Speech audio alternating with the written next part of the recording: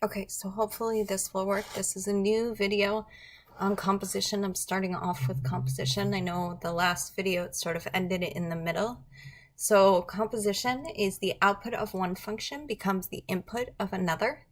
We have f of g of x equals f following g of x, and g of f of x is equal to g following f of x. So the order does make a difference, okay? It's very rare that the order doesn't matter. We have f of x equals 2x minus 4, so we're going to use that as an example, and g of x is equal to x squared plus 1. So if we have f of g of x, then what we're saying is that the g of x is going to replace the f of x is going to replace the x in f of x. So we're going to go through f of x, and every time that we see an x, we're going to replace it with g of x. So we have 2, that just gets carried down. Then we see an x. So now the x becomes x squared plus 1. So now we have 2 times x squared plus 1, and then the minus 4 just gets carried down. If we want to simplify that, then we would distribute the 2, which makes it 2x squared plus 2 minus 4, and combining like terms, we have 2x squared minus 2. Now we can do it the other way. We could say g of f of x. So g of f of x is the opposite. Now f of x is going to replace x in g. So we're going to go to g, and every time that we see an x, we're going to replace it with 2x minus 4. So the first thing that we see is an x, so we're replacing the x with 2x minus 4, and it was x squared, so the whole 2x minus 4 gets squared, okay? So notice we replaced the x, and then the plus 1 just gets carried down, okay? And if we were to simplify this, then we would have 2x minus 4 times 2x minus 4. Remember, we cannot distribute the square.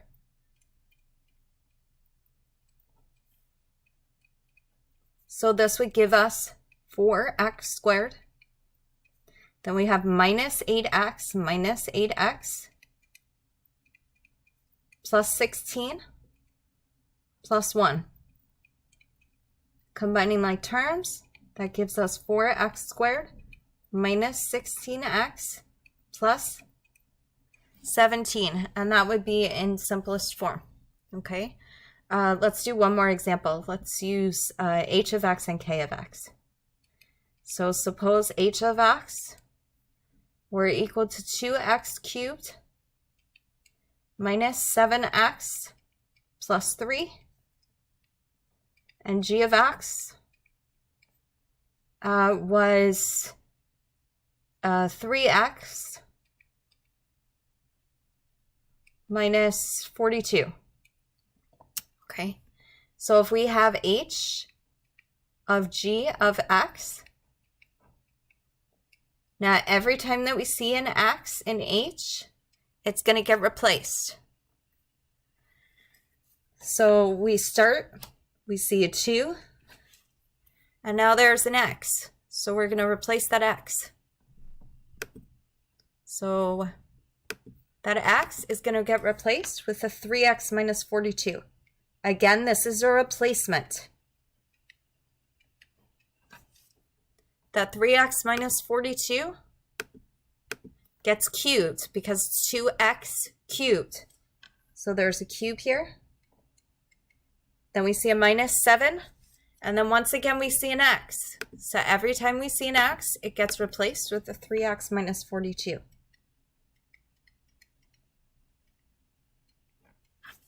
And then don't forget these numbers at the end, okay? So there's still, we haven't finished going through the function. We're up to here. We still have a plus 3 that we need to add at the end. Okay, so that would be h of g of x. Now let's go the other way. If we have g of h of x, now g is the function that we're going through. So we start off, we see 3, and there's an x here. So we're going to replace that x with h of x. So h of x is 2x cubed minus 7x plus 3. Okay, so we just took the x here and we replaced it with the 2x cubed minus 7x plus 3. And then again, don't forget about that minus 42. Okay, this one I might ask you to simplify because it's just a simple distribution of the 3. I probably would not ask you to simplify this one because we have a 3x minus 42 cubed, and that's a lot of algebra. It's not something that's important to me right now, so you don't have to worry about doing it. It doesn't mean that you shouldn't know how to, though. Okay. Let's do one last example. Let's say that we have a k of x is equal to, and I'm going to take functions that maybe you're not as familiar with. So let's say that we have 2 to the 3x plus 1, and we have m of x is equal to, let's take, again, something you might not be familiar with, sine of 3x. Okay, and the idea is, the reason why I'm doing this is just that you see it's the same regardless of the function. So if we do k of m of x, this means that every time we see an x in k, it's going to be replaced by this whole thing. Okay, so we have 2 to the, we have to the power of 3, and then we're going to replace this x with sine of 3x. Okay, we're essentially just copying. And then again, be careful. There's still a plus 1, so we have to include that plus 1. Okay, and if we do it the other way, m of k of x, now it's just saying that we're going through m, and every time we see an x, we're going to replace it with this. So we see a sine, S-I-N, that's a sine function. We'll learn about that soon. I see a 3, and now there's an x. So we're going to replace that x with exactly what we see here, which is 2 to the 3x plus 1.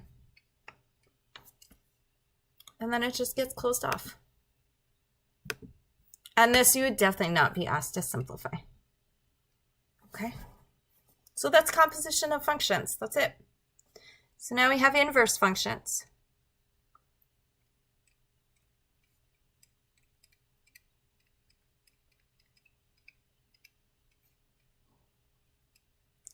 So in this one function undoes another.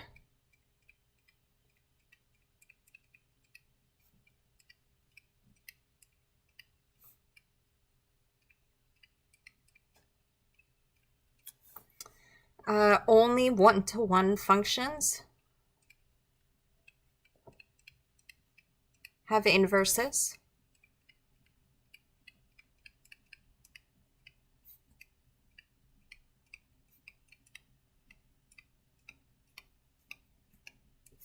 Okay, otherwise,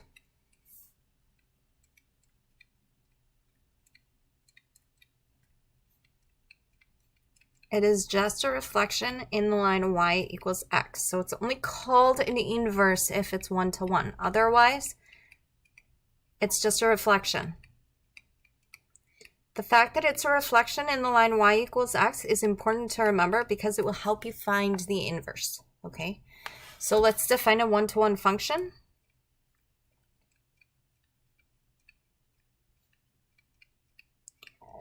So if you remember, a function says that for every x, for every input,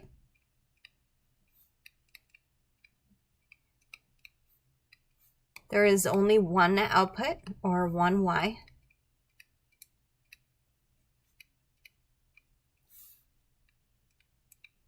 But it also works the other way around.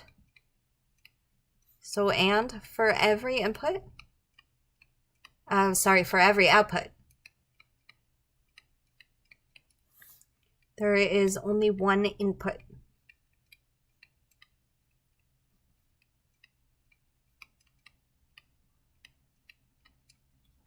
Okay. One-to-one functions They pass both the vertical and the horizontal line test. So this is the way to tell it if you're looking at a graph.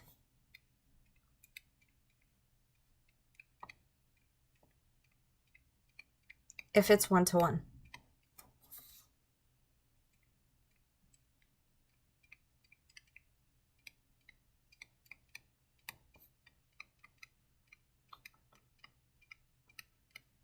Okay, so for example,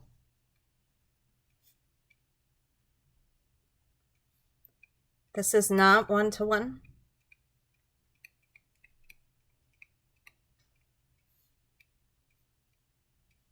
Fails the horizontal line test. This, on the other hand, is one-to-one.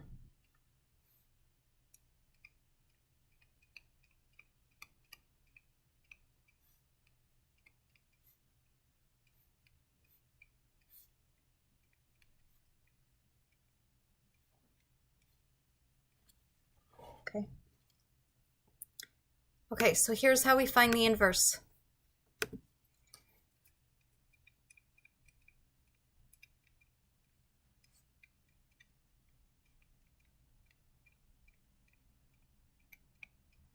Okay, we have a few steps, so let's take one function. Let's say that we have f of x is equal to 3x plus 1. I'm only going to do one example here. This is a review, so go back to your notes from before all of this nuttiness happened, and look in your notes because we did do a few of those, and again refer to the review sheet. So the first thing that you're going to do is you're going to change f of x to y. That just makes your life easier.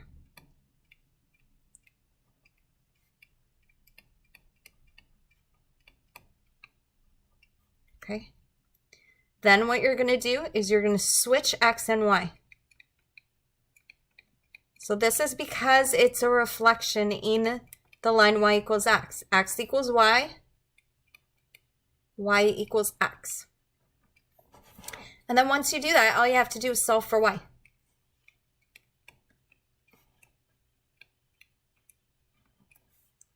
So we're going to subtract 1 from both sides. We get x minus 1 is equal to 3y. And then you can divide both sides by 3. And your y is now f inverse of x. So in this case, f inverse of x is equal to x minus 1 over 3.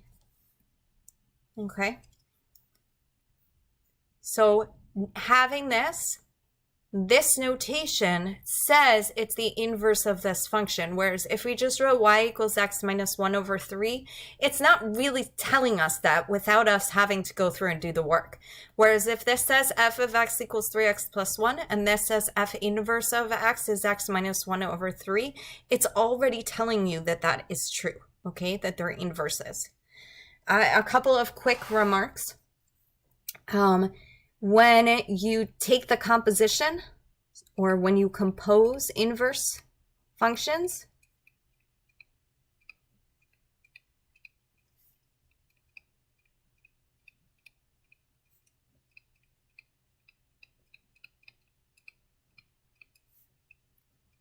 you get x. Okay, in other words, f of f inverse of x is equal to x, and it works the other way around too. F inverse of f of x is equal to x.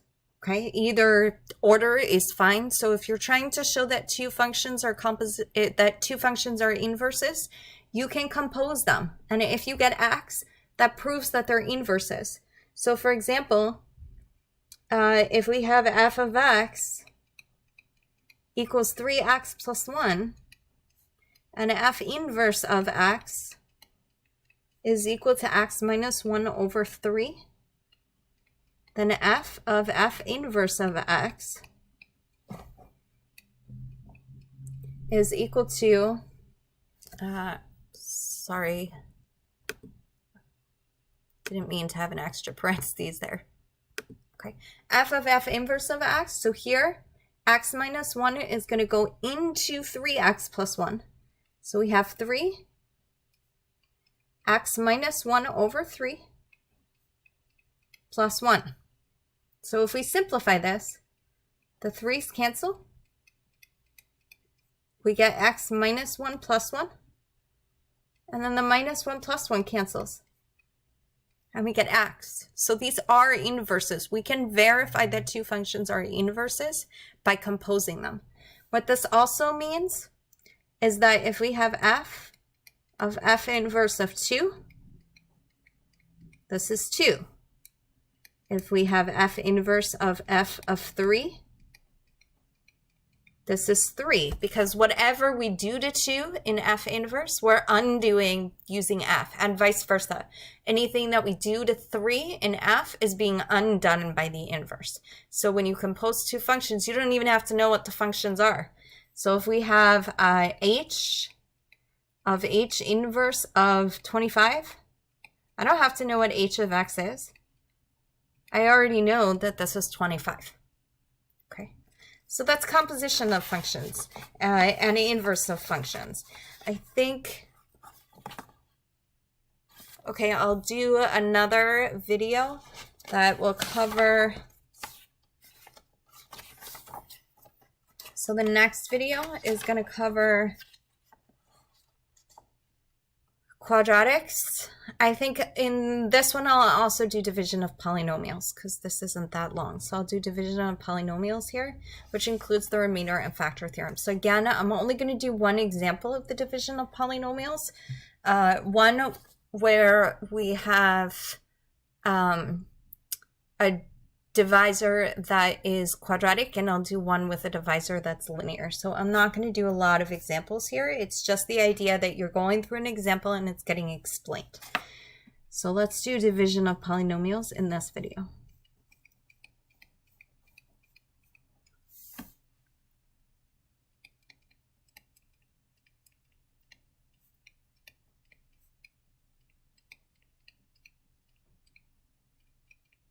So just some terminology. Your numerator is your dividend.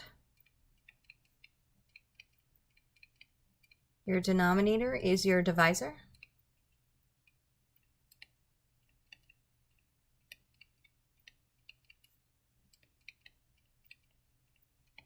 So when we do division, the dividend goes underneath our division sign. Our divisor goes on the outside. Up here, we have our quotient.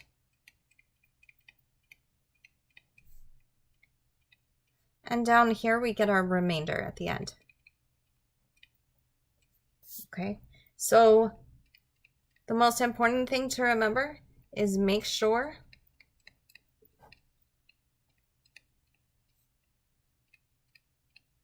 your dividend and divisor, so both of them, are in standard form.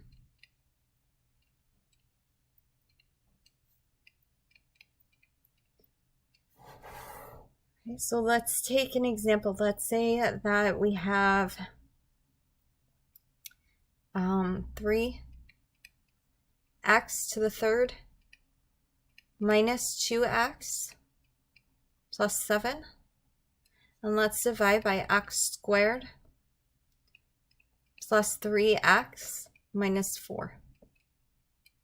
Okay, so we have our division sign,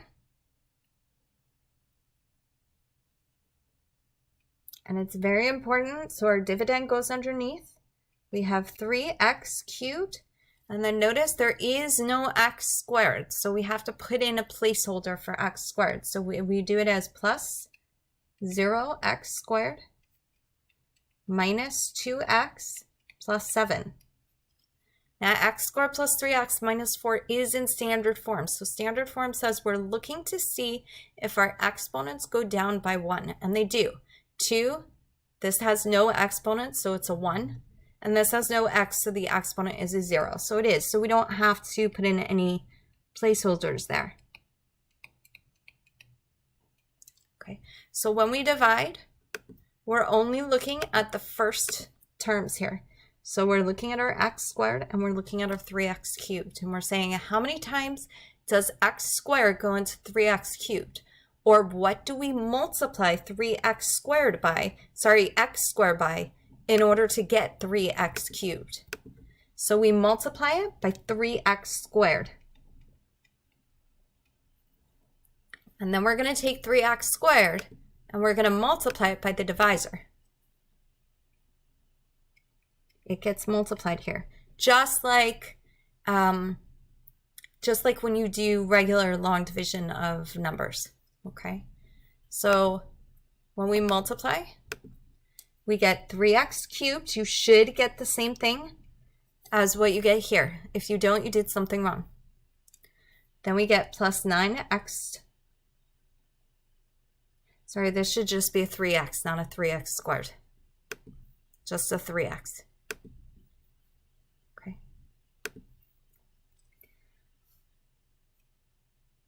So 3x cubed plus 9x squared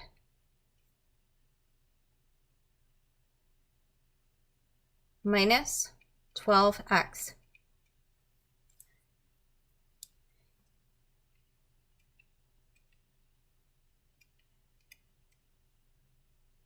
Okay, and we subtract that. So be careful here. Some of you are forgetting to subtract this whole thing.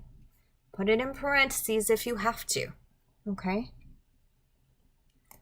First term cancels. If you're forgetting, you can even switch the signs of everything here. 0x squared minus 9x squared gives you a negative 9x squared. So we have negative 9x squared. Take this part very slowly so you don't make mistakes. Then we have negative 2 minus negative 12x. Negative 2 minus negative 12 turns into positive 10x. And then we're going to carry down the plus 7. Now we start again and we say, how many times does x squared go into negative 9x squared? So what do we multiply x squared by to get negative 9x squared? And it's just negative 9. So now we're going to take that negative 9 and we're going to multiply it. So we're subtracting. Something is going in parentheses. So we look at the first term only when we divide. So now we're going to multiply. Negative 9 times x squared is negative 9x squared. That should always happen, that you get the same thing. Negative 9 times positive 3x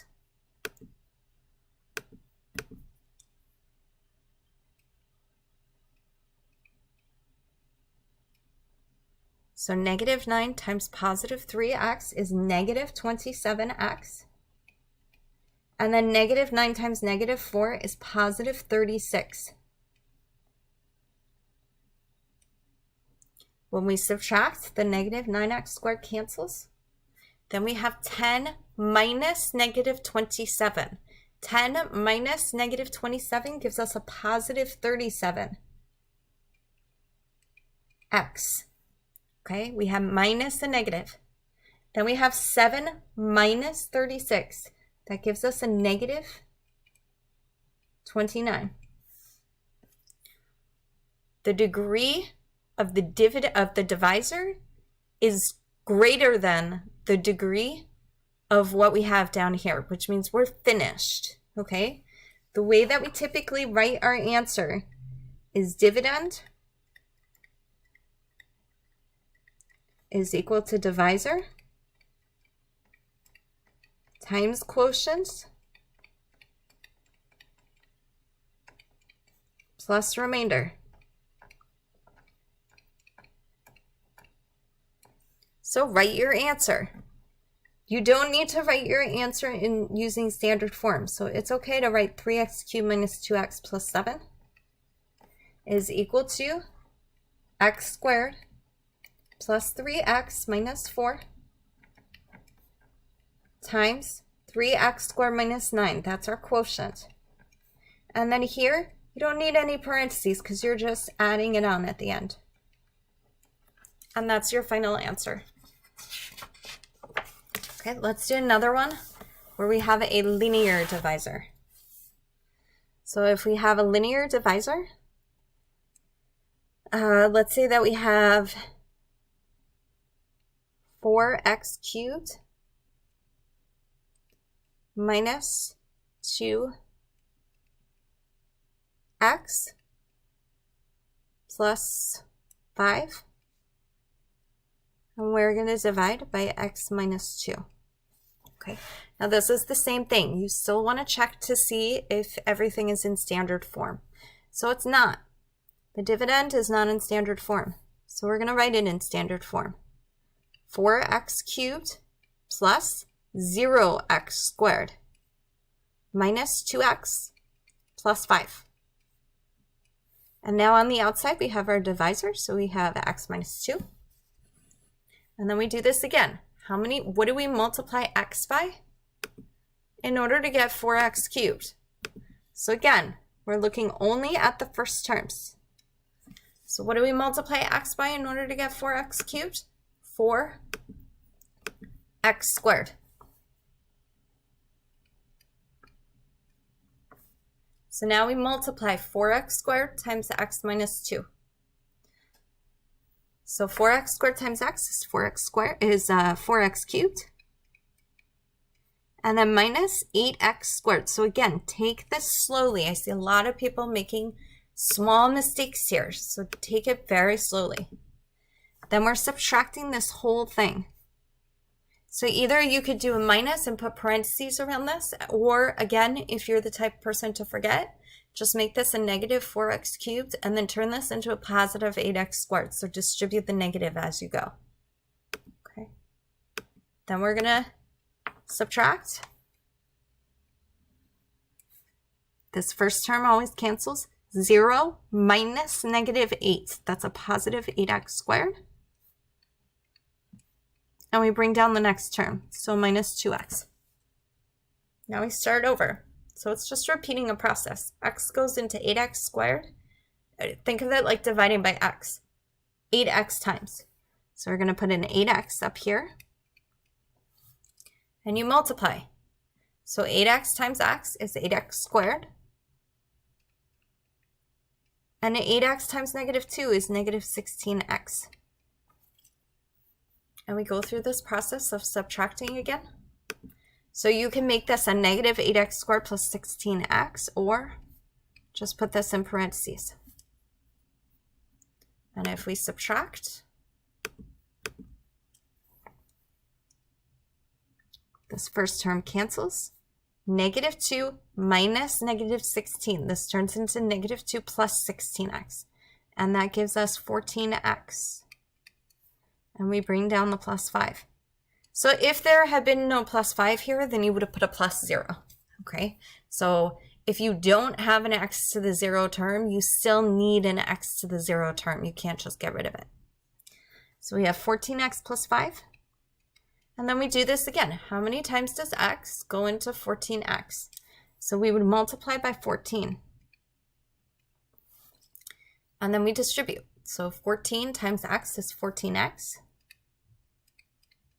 And 14 times negative 2 is negative 28.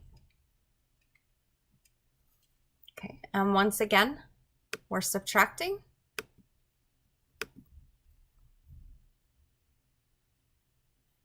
So we subtract this whole thing. And we are left with the 14x goes away. 5 minus negative 28 turns into 5 plus 28. So we just have 33. And we could write our answer as dividend, or 4x cubed minus 2x plus 5, is equal to divisor, x minus 2, times the quotient, 4x squared, plus 8x, plus 14, and then plus 33 at the end. Okay, and that would be our answer. And we could actually do this using synthetic division too. So we can do it using synthetic division because we have x minus a number. If we had x plus a number, that would be okay too. So for synthetic division, you reverse this. So this is a -2 in synthetic division.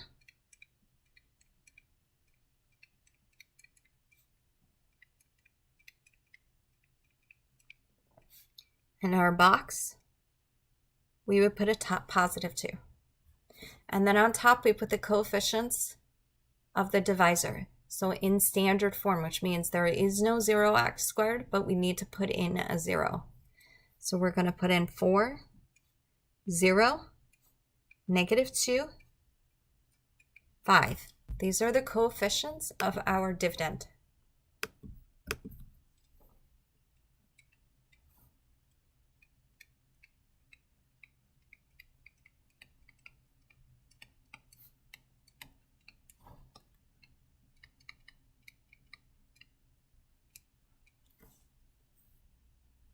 Okay. Then the way that we do this is we carry down the first number. Okay. What is happening down here is we're getting the coefficients of the quotient, and what's happening in the middle is all of this work that you're seeing in the middle here. Okay, so you're going to see these numbers throughout. The point of synthetic division is it saves us a lot of time when we get to when we have, like, if this were a 4x to the 7th, then it would save us a lot of time because we don't have to write out all of these x's. So we carry down the 4. Notice the coefficient in the dividend is 4, and the first coefficient in the quotient is also 4. So that's what's happening. Okay, that's because we're just dividing by an x, so the coefficient remains the same. Then we multiply. So it's the same thing as before. When we had what was in the middle, our quotient, when we had our quotient, we multiplied it by our divisor. So that's what's happening here. We have our quotient, we're multiplying it by our divisor. And our answer, 1 in the middle. So that's what's happening here. Our answer is once again going in the middle over here. So 4 times 2 is 8. Now over here we subtracted, but we were dealing with a -2. So here we're adding because we're dealing with a +2. We switched the sign. So 0 plus 8 is 8. Quotient, we multiplied. Here's the quotient, we multiply. 8 times 2 is 16. And we add -2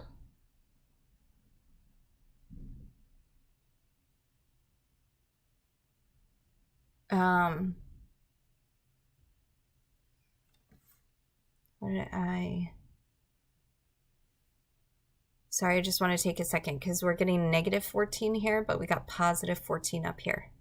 So I just want to make sure and see what I did wrong. We did 0 minus 8. We had a -4x squared times -2 gave us -8x squared. We subtracted the -8x squared. We got a +8x squared, which gives us a +8x here. When we multiplied, we got 8x squared minus 16x. Oh, I'm sorry. -2 plus 16 is +14. I make the same mistakes that you guys do. 14 times 2 is 28. And 5 plus 28 is 33. Okay, now this will always be the case. Our last number is always going to be a remainder.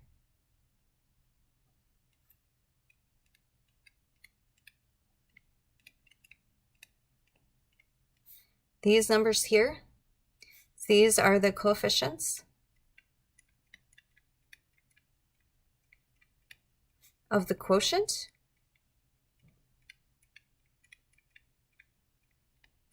So you would always start here and you would make that your x to the 0. Okay, so I would encourage you, you can start at the front here. The degree of your quotient is always going to be 1 less than the degree of your divisor. So the degree of your divisor here was 3. The degree of your quotient here was 2. So if you know that, then you have, you know that this should be an x squared. But if you want to be safe, you can always start here. This is always going to be an x to the 0, and then you just go up by 1. And if you don't see any signs here, because if it's positive, you're not going to see any signs, then you just add.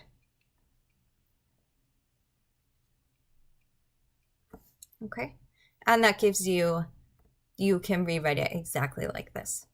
Okay, 2 more things about the division. You have your remainder theorem.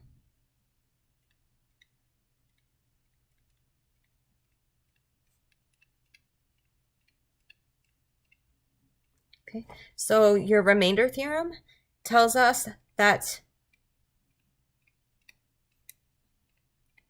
when you divide by x minus a, f of a is the remainder. So just to use this problem as an example, if we take 4, so f of 2, okay, again, if we're dividing by x minus a, so a is 2. So f of 2 is 4 times 2 cubed minus 2 times 2 plus 5. So 2 cubed is 8. So we have 4 times 8 minus 4 plus 5. 4 times 8 is, I lost my train of thought again, is 32 minus 4 plus 5, which is 33, okay, which is our remainder here, okay. The factor theorem says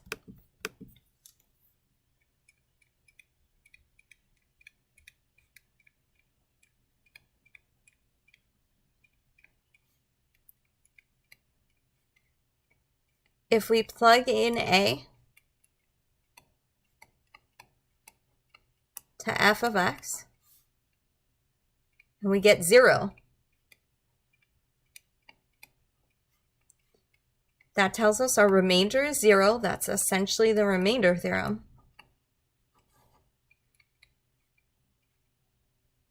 And that means that x minus a is a factor.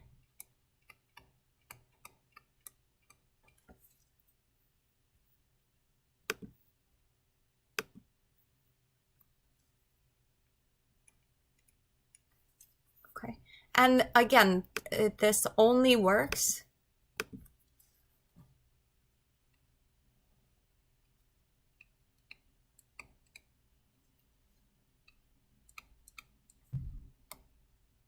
and actually the remainder theorem too,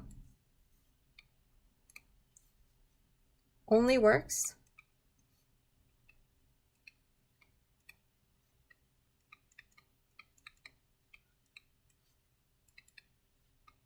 when your divisor is x minus a. Okay, and just a little note, if your divisor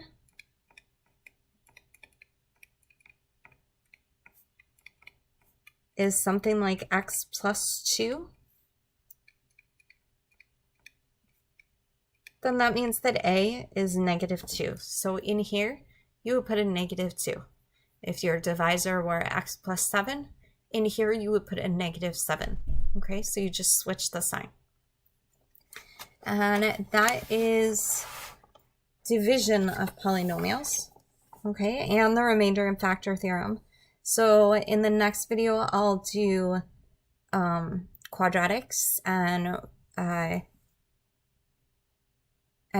if we have time, in that video I'll also do the rational zero test, and then that will be it, and only hopefully 3 videos. Okay, good.